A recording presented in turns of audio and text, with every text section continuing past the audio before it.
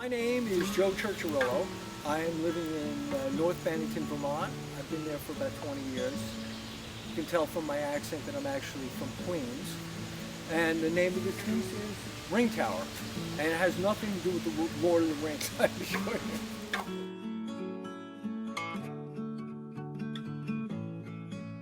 So I think the most important thing for a viewer when they're looking at any sculpture, for me, I always tell people, especially people who don't know a lot about art or a lot about sculpture, I tell people, like, look at the thing and try and figure out what it's made of, how the person made the piece, how it was constructed, what's the material. I think oftentimes when people are intimidated by art because they look at it and they think, oh, I don't know what this thing means, I don't know what this is about, it makes me feel like ignorant or uneducated or something. So to reiterate, I think that one of the ways to get into a piece is to, especially for men, it's like, oh, you know, this is ferro cement, and oh, there's wire lath under it, and there's a rebar structure under it that's all welded together. So it's like you can enter the thing in terms of, you know, how I was thinking, how I built it, and how it was constructed, and then you can move into like the more conceptual side. So the way this piece is constructed is that I had a jig I made for these circles, and I bent rebar around the jig, and then I made three rebars together to make like a round, welded them all together, and then had other rebar. I had all four of these up.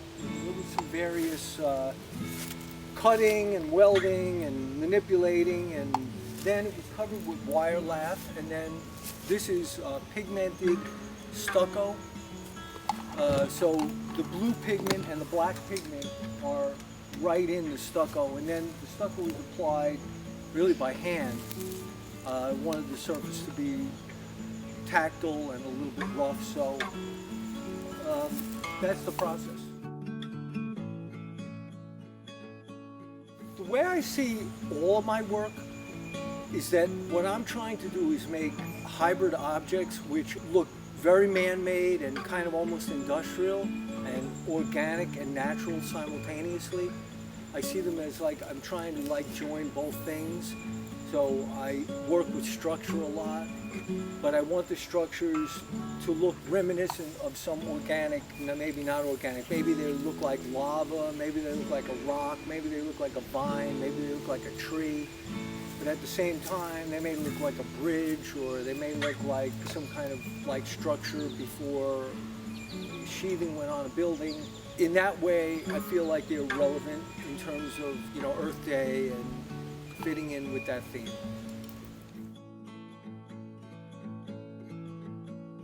So I think that public art has never been like more relevant than it is currently. And I think one of the reasons for that is that we have, I mean, everyone who's 35 and under has grown up with like a screen in front of their face for thousands of hours. No matter where you live on Earth, everybody has got a screen in front of their face. One of the main things about sculpture, especially outdoor sculpture, is that it has like a physical presence. You're walking on a trail and there's this giant boulder that fell or outcropping.